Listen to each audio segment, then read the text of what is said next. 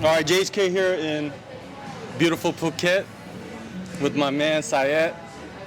You might have seen him in the cage in the UFC. Yeah.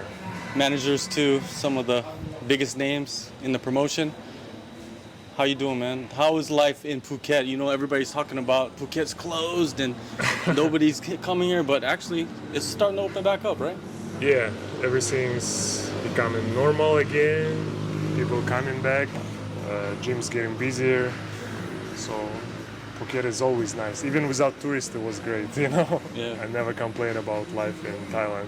Yeah, that's what I heard from all the people that live here. It's better. Now, let's get into UFC 267, right?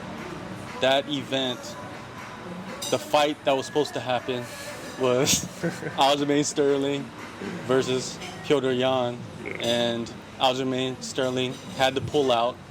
But I think there's a longer story to that, right? This fight was supposed to be happening months and months and months back, and there has been a lot of rumors, and I want you to clear up some of these rumors, you know, because there's a lot of things people are saying around the internet, and even Aljamain Sterling, you know, he has thrown some accusations at Petr. Could you clear some of the stuff that he's been saying up?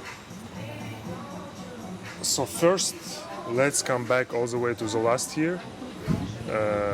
First, Petr and Aljamain was supposed to fight in December of last year.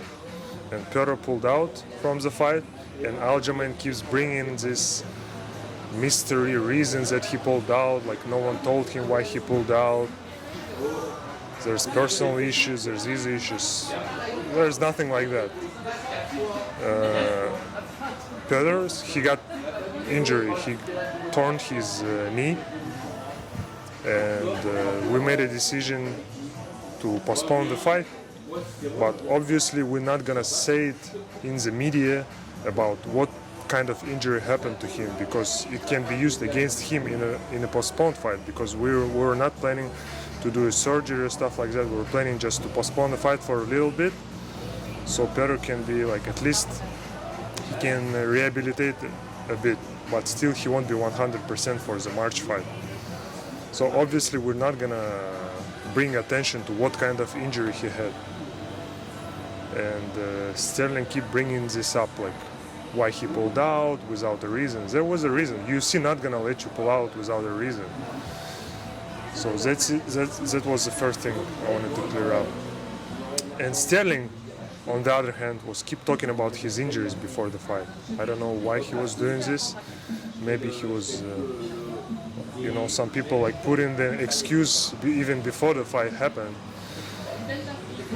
And he was talking about his neck problems before the fight. You know, guess why you got slammed on your head? Because we knew you had a problem with your neck. So a lot of stuff Petr did was putting pressure on the neck, like especially like when he was down, putting like the pressure with his hand on his neck, like slamming him to his head. He did it because he knew Sterling got a problem with his neck. If we did the same thing, telling openly about Petr's knee problem in that fight, he's going to be used against us. So now he doesn't have any problems. I can tell you about it, you know, clear the air. Because Sterling keep bringing this up, keep like making these rumors about some USADA, about some other stuff. And to be clear, at the time Petr pulled out from the fight, we didn't even get the bout agreement, so we didn't even sign agreement to participate in this fight. So it's not the same with what's going on now. And after what happened in March, UFC wanted to do this rematch as soon as possible. So we said yes to rematch in May. We said yes to rematch in June, but Aljamain side, they turned it down. And they made UFC believes that he's not going to be out for long after the neck surgery, that he'll be back in October, November. That's what he was saying. It's his words. He was posting it online. He was saying in an interview. That's what he was trying to make everyone to believe this. So who's to blame that UFC offered him a fight in October? he accepted the fight, he signed the agreement, but then he pulled out afterwards.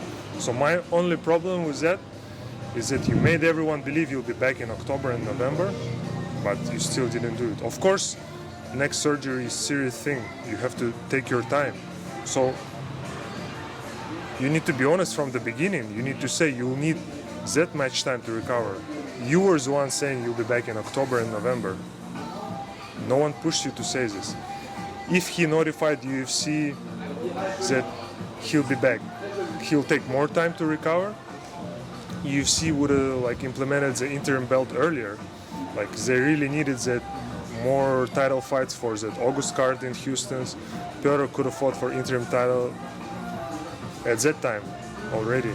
So Sterling I think the moment he found out the fight is in Abu Dhabi and it's not pay-per-view, he already made the decision to pull out from the fight. So that's my problem with that. But now Petr is fighting for interim belt and we don't have to wait for Sterling anymore. If Petr wins the belt, he can defend it against anyone else. We don't have to wait until Sterling gonna recover and stuff like that. If Petr wanna stay busy, he can stay busy. Do you think Sterling will ever fight Petr again? I mean, it's in his best interest to fight. Why don't you wanna rematch? And you believe it was a close fight. You believe you're a better fighter. So why don't you wanna do it and prove it? It's in his interest to fight Petr. If Petr not gonna ever fight him again, no one will question Petr being not being a better fighter than Sterling, So it's in Sterling's interest to fight Petr. It's not in our side. We're not gonna pursue this rematch. So it's up to him. If he's not gonna do it, it's gonna be a mistake on his part, I believe. So your side believes that Sterling needs the rematch more than Petr needs the rematch. 100%. Petr doesn't want to fight him at all. He don't have anything to prove. He's a better fighter. If they're gonna meet again, he's gonna prove it again. He's a better fighter.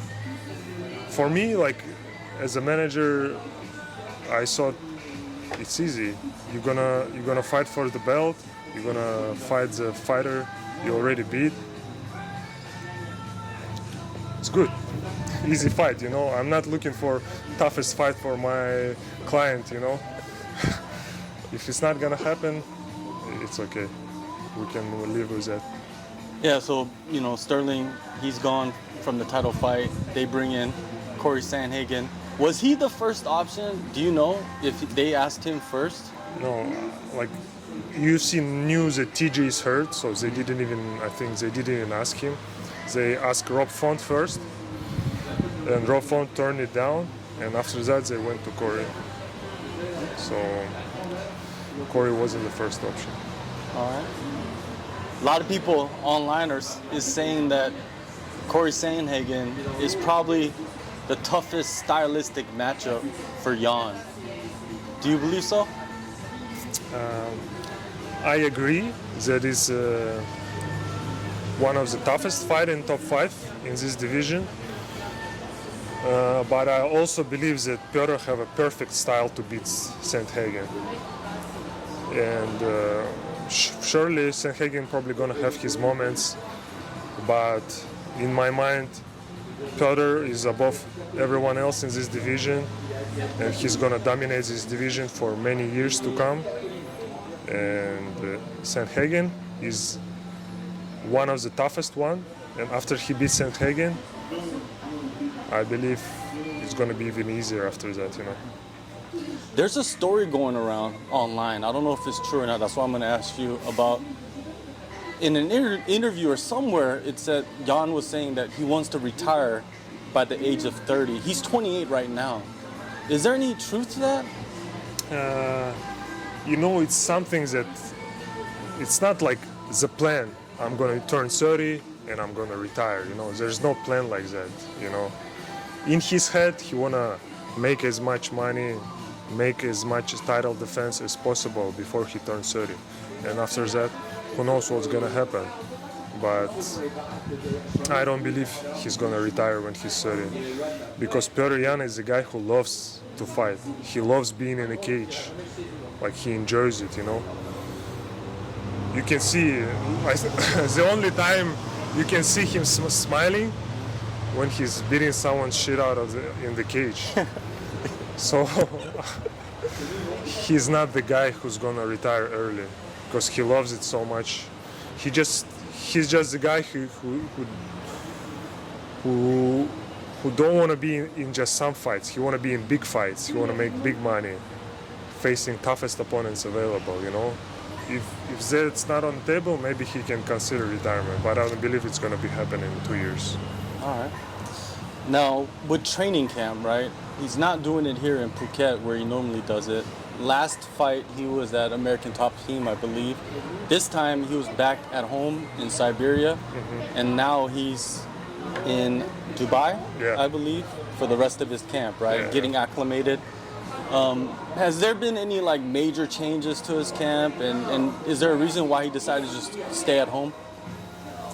Yeah, because the fight's in Abu Dhabi, so he decided in the same time zone with Abu Dhabi. It didn't make sense go back to United States. And last time in the States, the camp didn't go as smooth as usual.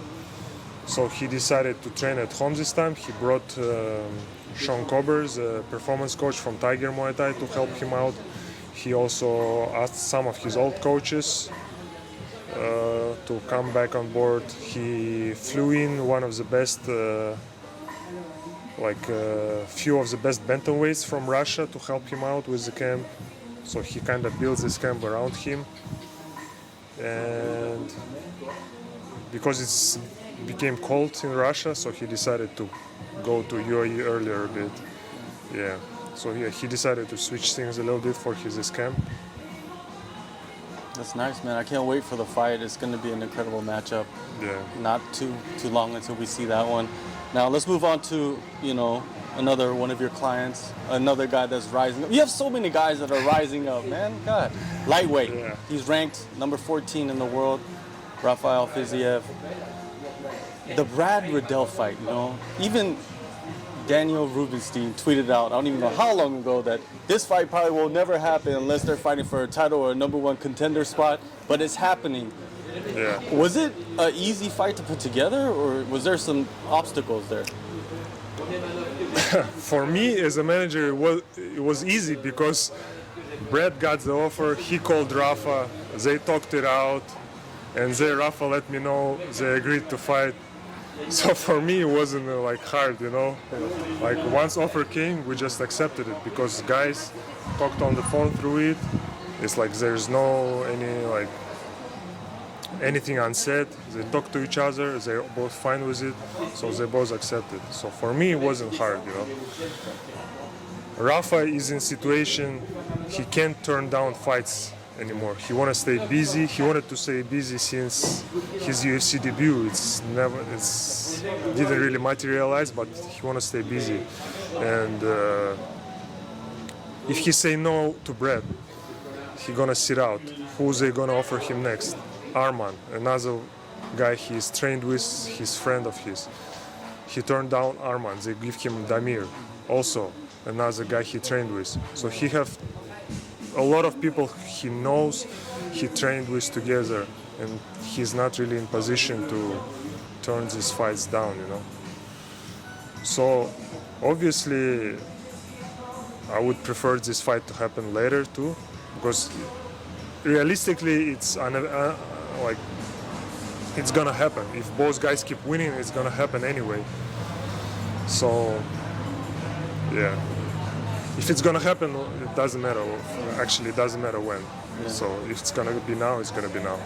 Well, yeah, you're right. You make a good point. If it's gonna happen, it doesn't matter what. They're gonna fight, and they're both down to fight, and it's gonna be insane. How far do they go back? They both were at Tiger together at one point, right? Yeah. So Brad was a striking coach at Tiger. He was kickboxing coach, and when he left this position, Rafael was the one who replaced him. So after Brett left coaching position, Rafa was the one who started teaching at Tiger. And Brett was still coming to Tiger to train, so they trained together a lot. I watched them sparred a lot, so they're very familiar with each other. Man, it's incredible how a lot of the guys Rafa has trained with in the past are the same guys that really are hard to match up in the UFC. You Yeah. managed a few of them, right? Let's talk about Arman and Demir. Both guys, incredible talents. Well, first let's talk about Arman, Yeah. and the Gregor Gillispie fight. He signed the contract, and are they waiting for the contract? What's the situation? Before the contract's gonna be sent out, you have to verbally agree to it. So our side obviously verbally agreed to it. His side, we didn't get the news back from them yet. It's been more than a week already, so I don't know if he's not taking it or is taking his time to give his reply. But obviously that's the fight Arman wants, and if Gregor gonna accept it, I believe fans are in for the treat because it's really exciting matchup. For me as a fan, I really want to see it too.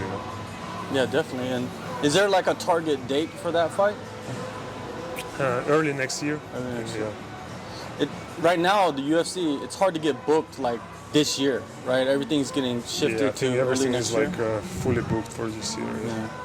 Now with Demir and Rafa and Arman, they're always talking about how tough it is to match them up. How frustrating is it for you? Like if they don't accept the fight, they might not get offered a fight for months. And at the end of the day, they need to get paid and fight. Yeah, for me it's very frustrating, especially last time with Rafa. He fought in December, and then we notified UFC that he's going to be ready to fight in March. Then March, April, then he got COVID, recovered for COVID. We were promised fight in June. June didn't happen, July didn't happen, and then like more than 7 months passed, and he got Bobby Green fight on only 1 month's notice. That's also like what affected him, because it's different when you training for the specific opponent and specific date, and when you just training, it's different. And for Bobby, he had only 1 month, and it's affected his weight cut, and obviously 1 month is not enough time to prepare some stuff for veteran like Bobby Green. Still was a good fight, but you give Rafa like 2 months to prepare for a guy like Bobby Green, he's finishes him. With all respect to Bobby. And now Rafa got, I think it was almost 3 months notice to fight Brett. Yeah.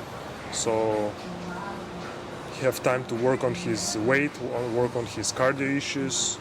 So I expect to see like a better version of him in this fight.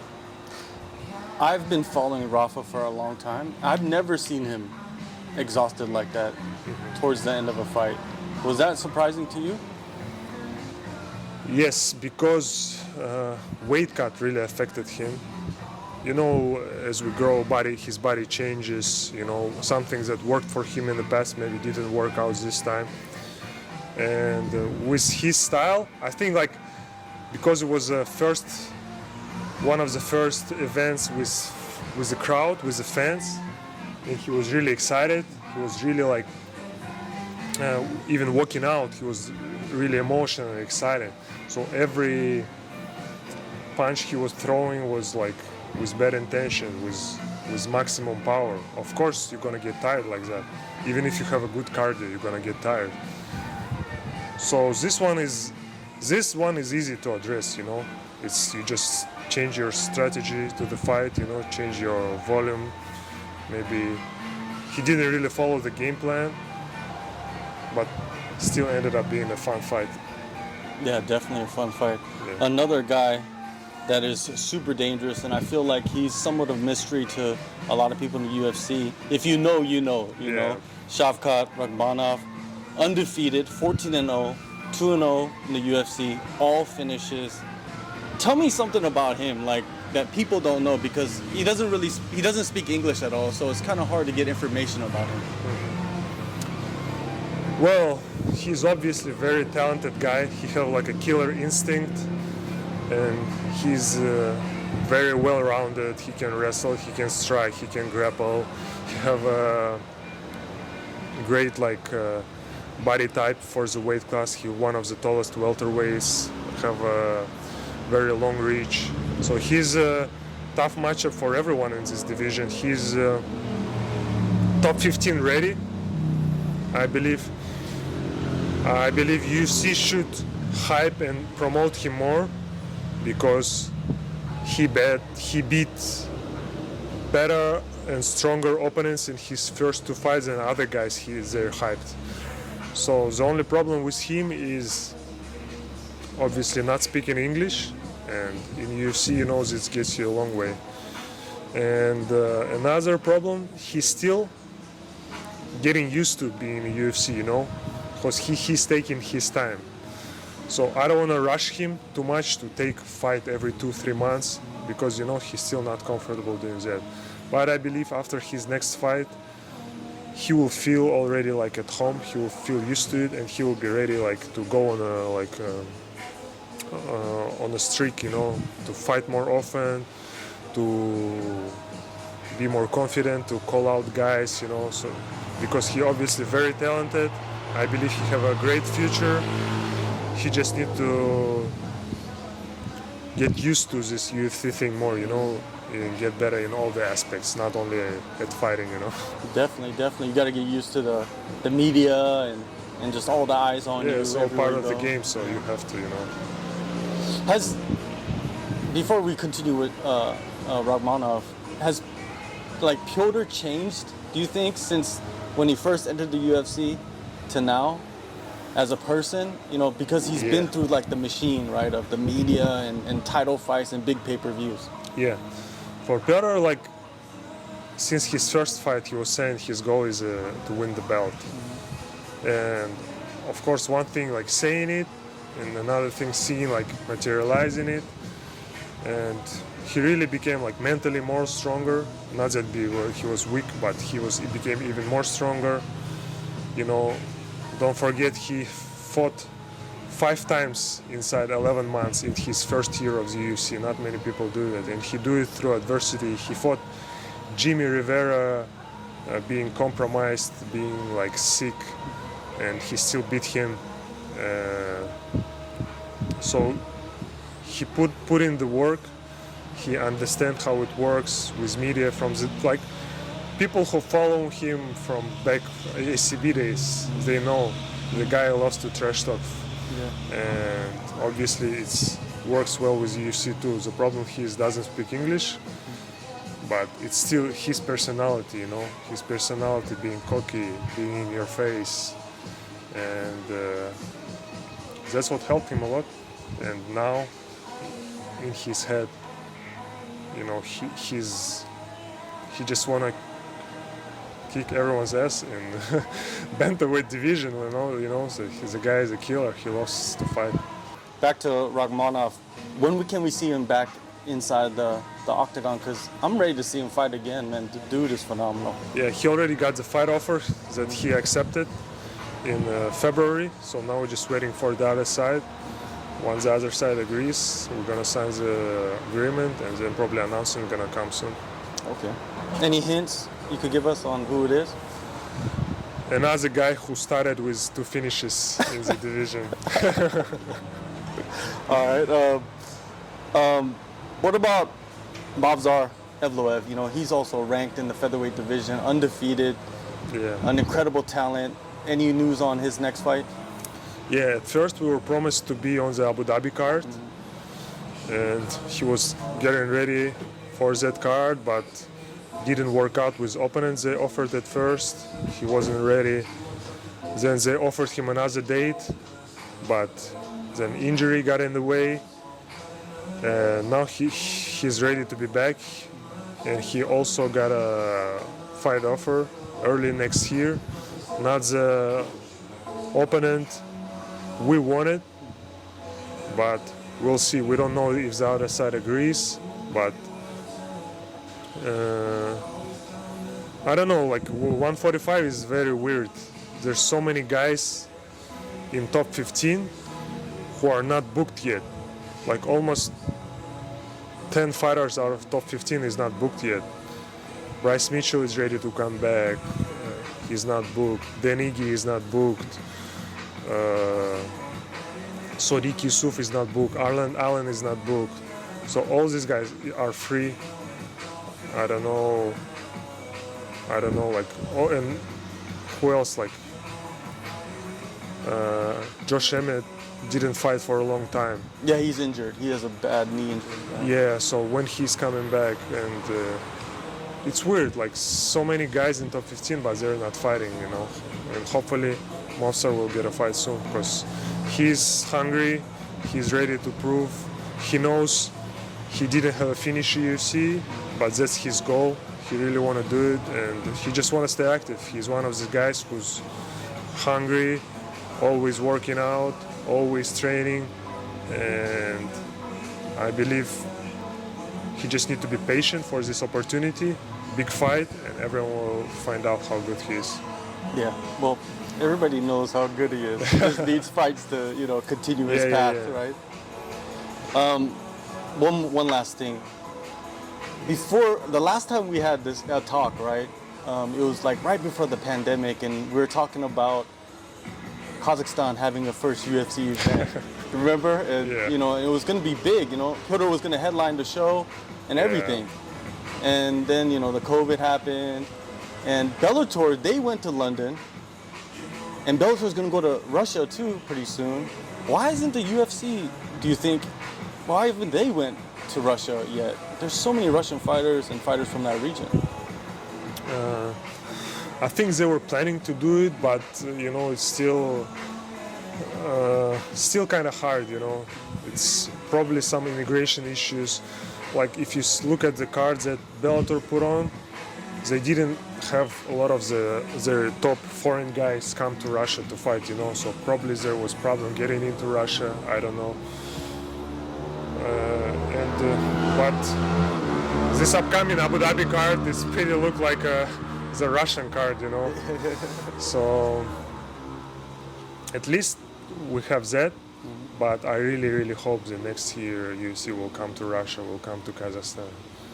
You know, UFC doesn't really want to do like these shows with half crowd. They want everything to be normal, so the UFC probably waited out. But I know that Russian fans, Kazakh fans can't wait and ready for these shows. And it'll be beneficial to a lot of the fighters that you have under your management company, that they have shows in Russia and Kazakhstan and you know, go to new territories around that area. I mean, it's good for us because UFC will see how much support these guys have in the region, you know. When like the stadium will go crazy when one of these guys will come out and fight, like especially in Kazakhstan. So I believe it really will help them after UFC will see how big these guys are in the region or in their own country. So it will mean that their UFC will push them even more, you know. Sayat, thank you so much, man, for taking the time. I know you fly out tomorrow to Abu Dhabi. Yeah. And have a safe flight, and appreciate you so much. Thank you for having me.